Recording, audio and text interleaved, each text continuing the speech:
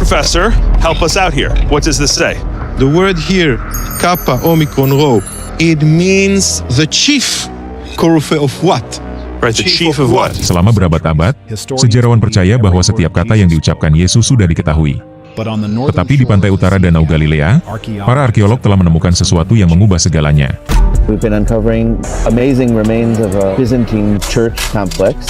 The church covers an area of about Sebuah penemuan yang terkubur selama 1.500 tahun yang mengungkapkan apa yang Yesus katakan secara diam-diam kepada Petrus. Ini adalah kata-kata yang tidak pernah tercatat dalam Injil manapun. Byzantine era, this beautiful basilica is built here and appears to be dedicated to the apostle. Apa yang mereka temukan terkubur di bawah lumpur selama berabad-abad, tersembunyi di dalam gereja yang terlupakan yang pernah dibangun oleh para pengikut Kristus yang paling awal. Pesan yang tersimpan di dalamnya dapat menulis ulang salah satu momen terpenting dalam sejarah Kristen.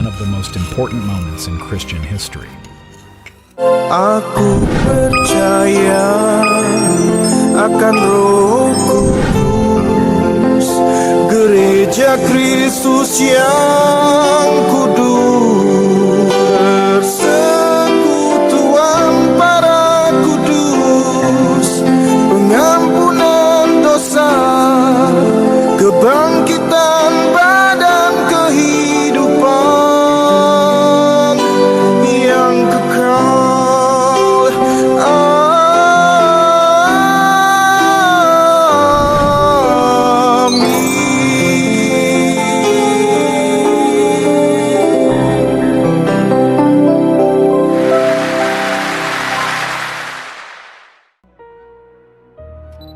Mosaik di bawah lumpur. Di pantai utara Danau Galilea, tidak jauh dari tempat sungai Yordan memasuki danau, sebuah tim arkeolog memulai penggalian yang segera akan mencatat sejarah. Situs itu tampak kosong pada awalnya, pantainya sunyi, dan tanahnya berat dengan lapisan lumpur yang telah menumpuk selama berabad-abad akibat banjir. Banyak survei sebelumnya telah menyerah pada daerah tersebut, menyebutnya tidak dapat dikerjakan.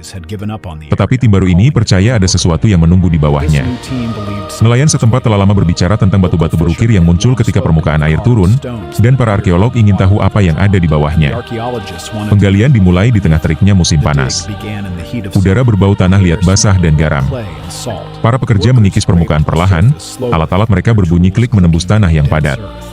Selama beberapa hari, mereka tidak menemukan apapun kecuali lumpur, cangkang, dan pecahan tembikar. Kemudian, pada pagi kelima, sebuah sekop mengenai sesuatu yang halus dan padat. Suaranya lebih tajam daripada batu. Mereka memperluas parit, membersihkan permukaan dengan tangan. Sederetan ubin kecil mulai muncul di bawah endapan lumpur. Warnanya awalnya pudar, kemudian menjadi lebih cerah saat air membersihkan kotoran. Selama 2 minggu berikutnya, tim bekerja secara bertahap, menyingkap lebih banyak struktur setiap harinya. Apa yang mereka temukan sungguh menakjubkan. Dinding tebal, sudut yang jelas, dan ruang melengkung di ujung timur, jenis fitur yang hanya ditemukan di gereja-gereja kuno. Menurut catatan lapangan mereka, area yang disingkap berukuran sekitar 1,5 dunam, cukup besar untuk menampung ratusan orang.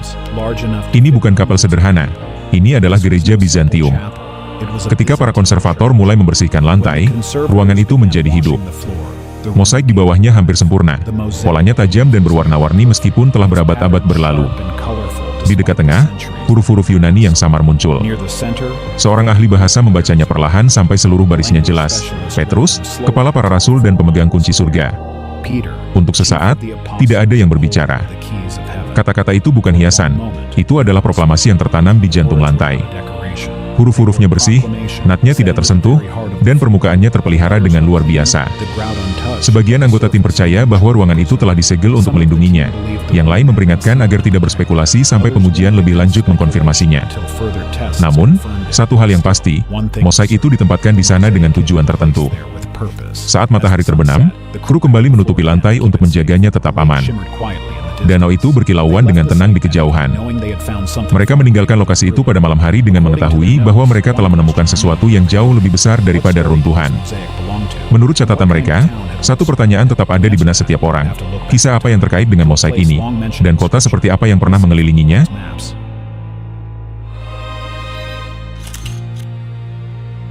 Kota yang hilang dalam Injil. Untuk menjawab pertanyaan itu, Mereka harus menengok kembali ke masa lalu ke sebuah tempat yang telah lama disebutkan dalam kitab suci namun hilang dari peta dunia, kota yang hilang dalam Injil. Tim tersebut percaya bahwa pesan mosaik itu menunjuk pada satu nama yang telah bergema dalam kitab suci selama berabad-abad, Betsaida. Itulah kota yang menurut Injil, pernah menjadi rumah bagi Petrus, Andreas, dan Filipus. Disinilah Yesus pertama kali memanggil para pengikutnya dan melakukan banyak mukjizat awalnya. Namun di suatu tempat antara sejarah dan waktu, kota itu menghilang. Setelah abad pertama, namanya memudar dari setiap catatan yang diketahui. Banjir mengubah bentuk tepi utara Laut Galilea, dan garis pantai bergeser dari tempatnya semula. Kota yang telah menyaksikan awal mula iman telah ditelan oleh bumi dan ingatan. Para peziarah awal dari abad keempat mencoba menemukannya kembali. Mereka melakukan perjalanan di sepanjang pantai Galilea, hanya dipandu oleh cerita, menuju ke tempat-tempat yang mereka yakini pernah dilalui Yesus. Beberapa menandai bukit yang salah, yang lain membangun kuil-kuil kecil dengan harapan bahwa mereka telah memilih dengan benar. Tetapi tidak ada bukti yang bertahan lama. Selama berabad-abad, kota itu menjadi kurang sebagai tujuan wisata dan lebih sebagai misteri, hantu suci yang tersembunyi di bawah lumpur dan alang-alang. Pada abad ke-19, para sarjana memperbarui pencarian dengan peta dan skop. Dua situs utama menarik perhatian, satu Ethel, sebuah gundukan hampir 2 km di pedalaman. Dua El Araj, dataran datar dekat air. Masing-masing situs memiliki pendukung dan bukti, tetapi tidak ada yang dapat membungkam yang lain. Ethel memiliki sisa-sisa zaman perunggu yang kuat tetapi sedikit dari zaman Yesus. El Araj memiliki tembikar Romawi dan jejak lantai mosaik, tetapi banjir membuatnya sulit untuk dipelajari. Perdebatan berlanjut selama beberapa generasi. Laporan dari survei awal abad ke-20 mengisyaratkan bahwa kedua tempat tersebut menyimpan sisa-sisa kuno, tetapi temuannya tersebar dan tidak lengkap. Betsaida tetap hilang, sebuah kota yang disebutkan oleh setiap pembaca Injil tetapi tidak dilihat oleh siapapun. Hal itu mulai berubah pada tahun 2016. Sebuah tim internasional baru kembali ke El Araj dengan peralatan modern dan tujuan yang jelas, untuk menyelesaikan pertanyaan itu sekali dan untuk selamanya. Menggunakan analisis tanah dan pencitraan magnetik, mereka mendeteksi bentuk-bentuk padat di bawah permukaan, bukti adanya tembok, jalan, dan fondasi. Ketika mereka menggali lebih dalam, mereka menemukan tembikar, kaca, dan koin yang berasal dari abad pertama. Dalam beberapa bulan, struktur mulai muncul dari lumpur. Menurut beberapa arkeolog, lapisan-lapisan tersebut menunjukkan bukan hanya pemukiman kecil, tetapi sebuah desa nelayan yang berkembang pesat yang sangat sesuai dengan zaman Yesus. Untuk pertama kalinya, bukti dan kitab suci tampaknya selaras. Betsaida, kota yang hilang dalam Injil, mulai kembali ke dunia, dan segera bumi akan memberikan lebih dari sekadar bangunan, gereja di bawah garis pantai. Tim menggali lebih dalam ke dalam tanah, mengharapkan potongan-potongan kecil dari sebuah desa tua. Mereka mengira mungkin akan menemukan beberapa dinding yang rusak, beberapa tembikar, atau sepetak jalan. Namun, rencana sebuah gereja Kristen awal yang besar dari periode Bizantium mulai muncul. Hari demi hari, satu detail mengarah ke detail lainnya. Sebuah dinding pendek menjadi serangkaian ruangan, lingkaran batu ternyata adalah dasar kolom yang masih terpasang. Pada akhir minggu ketiga, mereka menemukan sebuah ruangan melengkung di ujung timur, area tempat altar akan berdiri di gereja kuno. Saat itulah mereka tahu ini adalah gereja dan bukan rumah atau gudang. Ukurannya mengejutkan semua orang. Lantainya lebih lebar daripada kapal-kapal kecil yang dikenal di desa-desa terdekat. Rencananya rapi dan seimbang, kualitas bangunannya tinggi. Ketika para konservator membersihkan lantai, mereka menemukan mosaik yang terbuat dari batu-batu kecil berwarna merah, biru, dan putih yang disusun dalam pola yang cermat. Sinar matahari membuat warna-warna tersebut semakin menonjol. Ini bukanlah ruang doa desa yang sederhana. Menurut beberapa arkeolog, tempat itu tampak seperti tempat yang dibangun untuk melayani banyak pengunjung. Saat mereka menggali lebih banyak tanah, mereka mencapai lapisan yang lebih tua dari gereja itu sendiri. Di bawah fondasi, mereka menemukan tanda-tanda kota abad pertama. Ada kail pancing, pemberat jaring, dan peralatan dapur sederhana. Barang-barang ini sesuai dengan apa yang digunakan keluarga di kota nelayan. Temuan tersebut menunjukkan bahwa komunitas pekerja tinggal di sini jauh sebelum gereja dibangun. Para pembangun gereja, tampaknya, memilih lahan ini dengan sengaja, bukan secara kebetulan. Catatan tertulis membantu tim memahami gambaran yang lebih besar. Seorang peziarah abad ke-8 bernama Willibald menulis tentang gereja para rasul di tepi Danau Galilea. Dia mengatakan gereja itu berdiri di tempat rumah Petrus dan Andreas pernah berada. Selama bertahun-tahun, banyak sarjana mengesampingkan klaim itu, mengatakan itu terdengar seperti legenda. Namun, Di sini, situs di Al-Araj sesuai dengan banyak bagian dari deskripsinya. Ada kamar tamu, bagian dari pemandian, dan halaman besar tempat para pelancong dapat berkumpul. Menurut laporan dari lapangan, ini adalah pertama kalinya cerita tertulis dan bukti di lapangan selaras begitu erat. Pada titik ini, tim merasa mereka sedang membaca sebuah cerita berlapis-lapis. Pertama, ada kota nelayan era Romawi. Kemudian, sebuah komunitas Kristen membangun sebuah kuil di atasnya. Pilihan itu masuk akal, orang Kristen awal sering membangun di atas tempat-tempat yang ingin mereka hormati. Beberapa anggota tim percaya bahwa gereja ini didirikan untuk melindungi ingatan para rasul. Yang lain mengatakan mereka membutuhkan lebih banyak bukti sebelum membuat klaim itu. Semua orang setuju bahwa lokasi tersebut bukanlah lokasi yang dipilih secara acak. Namun, satu pertanyaan tetap ada. Mengapa lokasi khusus ini dipilih dengan begitu tepat? Jawabannya, segera mereka temukan, menunggu di bawah kaki mereka. Sebuah pesan yang tertulis di batu, terkubur di tengah lantai. Prasasti yang berbicara melalui batu. Prasasti itu terletak di tengah aula utama gereja, sebuah ruang yang disebut nave. Ini adalah area luas tempat para jemaat berdiri. Bingkai melingkar dari ubin kecil dan cerah mengelilingi panel teks yang datar. Para konservator membersihkannya perlahan dengan sikat lembut dan air. Huruf demi huruf, kata-kata itu kembali hidup. Tim membentuk setengah lingkaran di sekitar panel, sementara spesialis bahasa Yunani membacanya dengan suara yang tenang. Teks dimulai sebagai dedikasi standar. Teks itu menyebutkan seorang pria bernama Konstantinus dan menyebutnya sebagai hamba Kristus. Bahasa ini umum ditemukan di lantai gereja dari periode tersebut. Kemudian baris itu berubah. Teks itu menyebut Petrus sebagai kepala para rasul dan sebagai pemegang kunci. Semua orang memahami hal itu menggemakan ayat yang dikenal banyak orang percaya dari Injil Matius. Tetapi kata-kata terakhir membuat ruangan terhenti. Prasasti itu merujuk pada kunci-kunci alam surgawi. Frasa itu terasa tidak pada tempatnya. Menurut para ahli epigrafi di lokasi, susunan kata ini tidak muncul dalam manuskrip Alkitab manapun yang diketahui. Para ahli bahasa dalam tim mengatakan bahwa istilah tersebut terdengar seperti ide yang sangat kuno. Itu menunjukkan pandangan tentang surga dalam lapisan atau alam. Beberapa sarjana kemudian menyarankan bahwa susunan kata tersebut mungkin mencerminkan ungkapan Aramaik yang digunakan oleh orang percaya awal ketika mereka berbicara tentang otoritas Tuhan. Mereka menekankan bahwa ini adalah usulan, bukan fakta yang terbukti. Mereka mengatakan frasa tersebut mungkin telah masuk ke dalam bahasa Yunani melalui khotbah lokal sebelum pernah dituliskan. Tim tersebut melihat kembali huruf-huruf itu. Pemotongannya tepat, sudutnya bersih, dan tidak ada koreksi dalam tata letaknya. Tinggi hurufnya seragam. Ini bukan pekerjaan cepat oleh tukang batu desa. Itu tampak seperti teks yang dimaksudkan untuk menahan beban. Menurut catatan lapangan, garis-garisnya sangat tajam sehingga lantai tersebut pasti telah dilindungi sejak awal masa hidupnya. Itu akan menjelaskan mengapa permukaannya menunjukkan sedikit keausan. Yang lain memperingatkan bahwa hanya uji laboratorium yang dapat mengkonfirmasi berapa lama lantai tersebut terpapar sebelum dikubur. Apa arti kata-kata itu adalah bagian yang sulit. Jika frasa tersebut melestarikan pepatah lokal, maka mosaik itu mungkin menyimpan gema ajaran yang tidak pernah sampai ke Injil tertulis. Beberapa anggota tim merasa gembira, yang lain merasa khawatir. Beberapa orang mengatakan secara pribadi bahwa klaim semacam ini akan menimbulkan kemarahan dari lebih dari satu pihak. Menurut laporan dari pengarahan selanjutnya, para direktur memilih bahasa yang sangat hati-hati. Mereka mengatakan prasasti itu memperluas kata-kata yang sudah dikenal. Mereka tidak mengklaim bahwa itu mengubah kitab suci. Bahkan tanpa kesimpulan yang pasti, efeknya langsung terasa.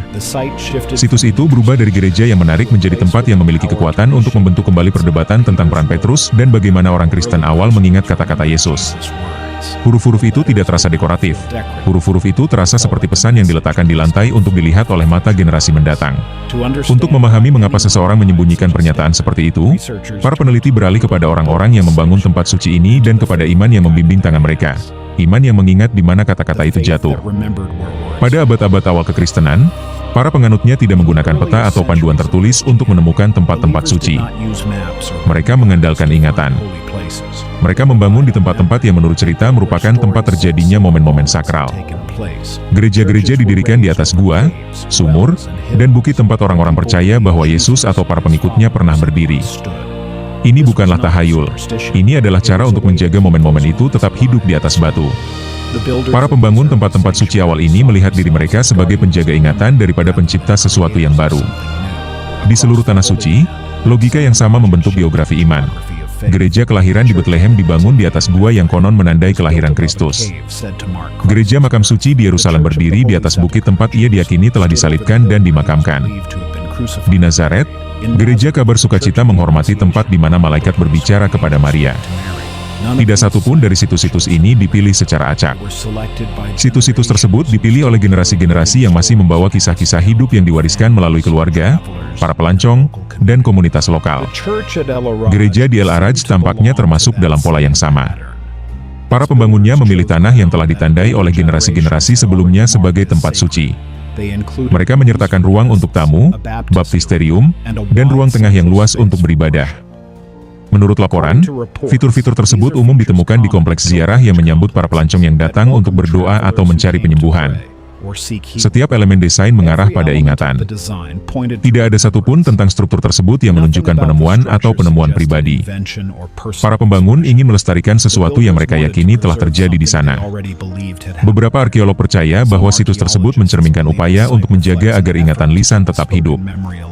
Tanah di bawah basilika mungkin terkait dengan peristiwa-peristiwa dari pelayanan Yesus. Bagi mereka, desain bangunan itu sendiri bertindak seperti sebuah pernyataan. Disinilah kata-kata itu pernah jatuh. Mereka tidak melindungi sebuah gagasan, tetapi sebuah suara yang mereka yakini telah berbicara di tanah itu. Dalam pandangan ini, Petrus lebih dari sekadar murid yang diabadikan dalam batu. Ia adalah penjaga janji yang diberikan langsung oleh Kristus. Mosaik lantai yang menyebutnya sebagai kepala para rasul mungkin bukan sekadar hiasan. Itu bisa jadi pengingat tersandi tentang percakapan yang tidak pernah ingin dilupakan oleh para pengikut awal. Beberapa cendekiawan tetap berhati-hati. Mereka mengatakan bahwa tanpa bukti tertulis, tidak ada yang dapat memastikan apa yang dicatat oleh para pembangun gereja ini. Tetapi bahkan jika mereka setuju bahwa kombinasi arsitektur, prasasti, dan lokasi menunjukkan pelestarian yang disengaja, orang-orang yang membangun gereja ini tidak menciptakan sejarah, mereka mewariskan sesuatu. Menurut penelitian terbaru, apa yang mereka wariskan mungkin bukan hanya gelar atau nama. Bisa jadi itu adalah kata-kata yang pernah diucapkan Yesus kepada Petrus. Ketika para arkeolog membersihkan lingkaran terakhir mosaik, huruf samar muncul seperti yang belum pernah diperhatikan siapapun sebelumnya, dan maknanya berubah sepenuhnya. Kunci, kerajaan, dan kata-kata tersembunyi. Pembersihan terakhir dimulai dengan pemeriksaan rutin. Konservator memotret lantai di bawah cahaya normal, kemudian tim teknis membawa pencitraan inframerah untuk memindai permukaan guna mencari tanda-tanda samar. Menurut catatan lapangan, kamera menangkap lingkaran teks tipis di sekitar prasasti utama. Teks itu sangat aus, hampir tidak terlihat oleh mata. Di bawah inframerah, huruf-huruf yang tampak seperti noda mulai terpisah dari batu. Ruangan menjadi sunyi. Seorang ahli epigrafi menelusuri lingkaran itu di atas tablet sementara spesialis kedua membacakan huruf-huruf itu dengan lantang. Teks itu tidak lengkap di beberapa tempat, tetapi cukup tersisa untuk membangun baris tersebut dengan percaya diri. Setelah beberapa kali percobaan, tim menulis rekonstruksi di buku catatan. Bunyinya, ia berkata kepadanya, "Jagalah rumahku, karena aku pergi untuk mempersiapkan langit." Kata-kata itu tidak sesuai dengan ayat manapun yang tercatat. Nadanya bersifat pribadi, terdengar seperti pidato langsung. Penerjemah meneliti tata bahasa dan mencatat bahwa ritmenya tidak terasa seperti bahasa Yunani modern. Ritmenya bergerak seperti pola bicara yang lebih tua. Beberapa ahli mengatakan bahwa kalimat tersebut sesuai dengan bentuk frasa Aramai kuno. Mereka berpendapat bahwa itu mungkin merupakan ingatan lokal yang telah diterjemahkan ke dalam bahasa Yunani untuk mosaik tersebut. Struktur kalimat tersebut menarik perhatian semua orang. Terdengar seperti perluasan dari Matius 16 ayat 19, di mana Yesus memberikan kunci kerajaan surga kepada Petrus. Di sini, susunan kata melanjutkan gagasan itu dengan dua perintah yang jelas, "Jagalah rumahku," dan "Aku pergi untuk mempersiapkan surga." Jika rekonstruksi tersebut akurat, perintah pertama menunjukkan tugas Petrus di bumi, terbaca seperti perintah untuk melindungi komunitas orang percaya. Klausa kedua menunjukkan bahwa Kristus mempersiapkan alam di atas, sementara Petrus berjaga di bawah. Beberapa orang mengatakan bahwa pasangan ini menyiratkan pekerjaan bersama yang menghubungkan bumi dan surga. Dampak emosionalnya langsung terasa. Beberapa anggota tim merasa terkejut, yang lain merasa khawatir tentang bagaimana kalimat itu akan diterima. Menurut laporan dari lokasi tersebut, para direktur memilih untuk menggambarkan temuan itu sebagai tradisi lokal awal yang melestarikan bentuk yang diperluas dari janji yang sudah dikenal. Mereka tidak menyebutnya sebagai kitab suci baru. Sekalipun menggunakan bahasa yang hati-hati, implikasinya sangat kuat. Jika prasasti itu mencatat sebuah ucapan kuno yang diingat di Galilea, maka mosaik itu akan menjadi artefak arkeologi pertama yang memuat garis langsung ucapan Yesus kepada Petrus. Beberapa ahli percaya bahwa hal itu mengubah peran Petrus. Ia bukan hanya penjaga gerbang yang mengikat dan melepaskan. Ia menjadi seorang pengurus yang menjaga rumah tangga iman. Sementara Kristus menyelesaikan pekerjaan persiapan di surga. Tim tersebut kembali menutup lantai untuk melindungi dan mengirimkan gambar kepada peninjau eksternal. Dalam beberapa hari, kabar mulai menyebar di luar lokasi. Seiring berita menyebar, terjadi kembali api yang berkobar di seminari dan mimbar. Apa arti kata-kata ini bagi semua yang telah mengajarkan kekristenan tentang Petrus? Selama 2000 tahun, pertanyaan tentang otoritas Petrus telah terbentuk dan memecah belah dunia Kristen. Seluruh cabang kepercayaan dibangun di sekitar bagaimana kata-kata dan diterapkan. Bagi sebagian orang, ia adalah fondasi gereja itu sendiri, pemimpin yang dipilih untuk meneruskan misi. Bagi yang lain, ia adalah salah satu di antara yang setara, simbol iman daripada perintah. Pada abad-abad berikutnya, perbedaan-perbedaan itu semakin melebar. Gereja-gereja timur dan barat tidak sepakat tentang apa yang dimaksud dengan Kristus. Di barat, keutamaan Petrus dikaitkan dengan kepemimpinan, garis tak terputus yang mengarah kepada kepausan. Di timur, perannya dipandang sebagai spiritual, bukan politis, yang pertama di antara yang setara. Oleh reformasi Protestan, kaum Protestan mengajarkan bahwa kunci-kunci itu adalah simbol iman bersama yang terbuka bagi setiap orang yang percaya. Namun, tidak satupun dari interpretasi tersebut dapat menghapus apa yang ditemukan para arkeolog di bawah tanah Galilea. Prasasti di Al-Araj tidak ditulis di Roma atau ditugaskan oleh kaisar. Prasasti itu diletakkan oleh orang-orang percaya setempat, diukir di batu berabad-abad sebelum perpecahan gereja itu ada. Dan pada masa itu, jauh sebelum konsili, skisma, dan reformasi, Petrus dihormati tepat seperti yang digambarkan dalam Injil, kepala para rasul, pembawa kunci, dan penjaga apa yang dimulai Kristus. Menurut laporan dari terjemahan awal, ungkapan itu membawa bobot yang terasa pribadi dan kosmik. Pengungkapan itu tidak menggambarkan Petrus sebagai penguasa manusia, tetapi sebagai penjaga keseimbangan, pengelola iman di bumi, sementara Kristus mempersiapkan alam di atas. Bagi para teolog, gagasan itu mengubah percakapan. Itu menunjukkan bahwa orang-orang Kristen awal di dekat Galilea sudah melihat panggilan Petrus bukan sebagai kekuasaan, tetapi sebagai pelayanan. Bahkan para kritikus yang meremehkan pepatah tersembunyi itu setuju bahwa mosaik itu tidak lagi dapat dianggap sebagai legenda belaka. Itu bersifat fisik, lokal, dan kuno. Sebuah suara dari awal kepercayaan abad-abad pertama. Penemuan itu memaksakan adanya perhitungan yang tenang. Gereja di Al-Araj tidak melestarikan doktrin. Gereja itu menyimpan sebuah kenangan. Dan melalui ingatan itu, kisah Petrus telah berputar penuh, kembali ke pantai tempat ia bermula. Hari ini, pertanyaannya bukan lagi hanya tentang apa yang mereka temukan, tetapi apa artinya bagi mereka yang percaya. Apakah pesan ini dimaksudkan untuk membentuk kembali iman atau hanya untuk mengingatkan kita pada akarnya? Mungkin terserah setiap pembaca untuk memutuskan. Menurut Anda, apa yang diungkapkan penemuan ini tentang peran Petrus yang sebenarnya? Apakah ia terlahir untuk memimpin atau menjaga? Bagikan pemikiran Anda di bawah ini dan beritahu dunia apa yang Anda yakini sebagai arti sebenarnya dari kunci-kunci itu. Saudara-saudariku umat Katolik, marilah kita menarik beberapa hal penting dari penemuan arkeologi ini. Para arkeolog menemukan kompleks gereja Bizantium yang luar biasa di pantai utara Danau Galilea, dekat muara Sungai Yordan, sebuah situs yang lama diyakini hilang dari sejarah. Penemuan ini, yang terkubur di bawah lumpur dan sedimen selama 1.500 tahun, mengungkapkan prasasti mosaik yang dapat menulis ulang momen penting dalam sejarah Kristen, peran dan kata-kata Petrus, salah satu rasul terdekat Yesus. Mosaik tersebut, yang terpelihara dengan sempurna, menyebut Petrus sebagai pemimpin para rasul dan pemegang kunci surga, tetapi menyertakan kata-kata yang sebelumnya tidak diketahui yang merujuk pada kunci-kunci langit, menunjukkan pemahaman kuno dan berlapis tentang surga. Situs tersebut, yang diyakini sebagai Betsaida, sebuah desa nelayan yang disebutkan dalam Injil sebagai rumah Petrus, Andreas, dan Filipus, telah menghilang dari peta dan catatan karena banjir dan pergeseran garis pantai. Upaya arkeologi yang diperbarui sejak tahun 2016 menggunakan teknologi modern untuk mengungkap dinding, jalan, dan artefak yang mengkonfirmasi keberadaan komunitas nelayan abad pertama yang berkembang pesat. Di atas kota kuno ini dibangun sebuah gereja besar dari era Bizantium, yang dirancang untuk menghormati dan melestarikan ingatan para rasul dan ajaran mereka. Prasasti mosaik tersebut menampilkan sebuah frasa langka yang belum pernah tercatat sebelumnya dalam manuskrip Alkitab, yang ditafsirkan sebagai instruksi rahasia Yesus kepada Petrus, "Jagalah rumahku, karena aku pergi untuk mempersiapkan surga." Frasa ini menunjukkan bahwa peran Petrus bukan sekadar kepemimpinan atau otoritas, tetapi juga sebagai pengelola, menjaga gereja di bumi, sementara Kristus mempersiapkan alam surgawi. Bahasa dan gayanya mengisyaratkan asal-usul Aramaik awal, yang diterjemahkan ke dalam bahasa Yunani untuk mosaik tersebut. Penemuan ini menantang perdebatan teologis berabad-abad tentang peran Petrus dalam kekristenan, menekankan pelayanan dan penjagaan daripada kekuasaan politik. Gereja di Al-Araj bukanlah ciptaan tradisi kemudian, tetapi pelestarian fisik dari ingatan Kristen awal, yang mendasarkan iman pada sejarah yang dialami daripada legenda. Temuan ini mengundang orang percaya dan para sarjana untuk mempertimbangkan kembali misi sejati Petrus dan sifat kepemimpinan Kristen awal. Kesimpulannya. Pertama, signifikansi sejarah situs. Penggalian kompleks gereja Bizantium di dekat Danau Galilea mengisi celah besar dalam arkeologi Alkitab dengan mengungkapkan situs suci yang terkait dengan ibadah dan ingatan Kristen awal.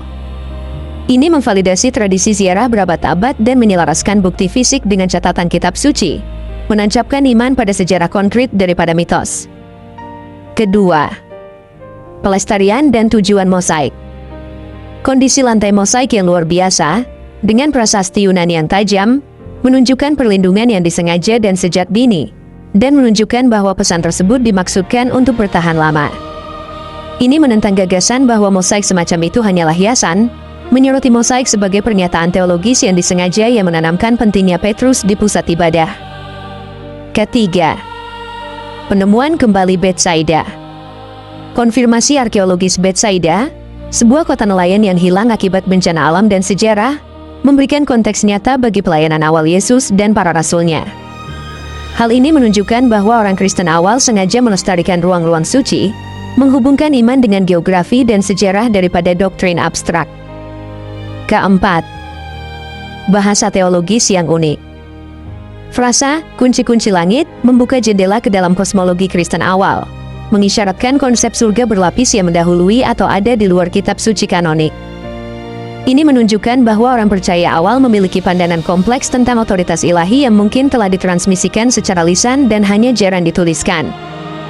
Kelima, prasasti tersembunyi yang mengungkapkan kata-kata Yesus.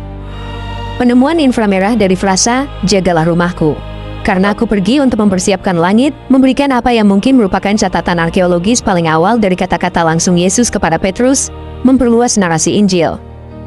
Wawasan ini memperdalam pemahaman tentang misi Petrus sebagai peran pengelola, bukan sekadar otoritas, menekankan kesinambungan antara alam duniawi dan surgawi. Keenam, penafsiran ulang peran Petrus. Pesan mosaik tersebut memposisikan kembali Petrus sebagai penjaga komunitas Kristen, menyeimbangkan tanggung jawab duniawi dengan persiapan ilahi. Hal ini mengarahkan perdebatan teologis menjauh dari model kepemimpinan hierarkis menuju visi pelayanan spiritual bersama, yang berpotensi mendamaikan perpecahan antara tradisi Timur, Barat, dan Protestan. Ketujuh, dampak pada teologi dan memori Kristen. Penemuan ini menggarisbawahi bagaimana komunitas Kristen awal membangun geografi dan teologi suci mereka melalui ingatan dan tradisi lisan, yang dilestarikan secara fisik dalam batu. Hal ini menantang para sarjana untuk memikirkan kembali bagaimana doktrin berkembang dan menyoroti pentingnya bukti arkeologis dalam memahami asal-usul dan perkembangan iman. Temuan arkeologis di Al-Araj ini tidak hanya memperkaya pemahaman sejarah tentang kekristenan awal, tetapi juga mengundang refleksi berkelanjutan tentang hakikat iman, kepemimpinan, dan pelestarian ingatan suci dari generasi ke generasi. Kedelapan, bagi umat Katolik, temuan ini membuktikan dan memperkuat otoritas Petrus sebagai pemimpin para rasul dan pemimpin gereja seperti yang sudah ditegaskan oleh Tuhan Yesus sendiri di dalam Matius 16 ayat 18-19. Selain itu, inilah bukti arkeologis terbaru yang tertua bahwa gereja perdana sudah memandang Petrus sebagai gembala gereja seperti yang diamanahkan oleh Tuhan Yesus kepadanya di dalam Yohanes 21 ayat 15-19, "Gembalakanlah domba-dombaku." Tuhan Yesus memberkati. Aku percaya akan Roh Kudus, gereja Kristus yang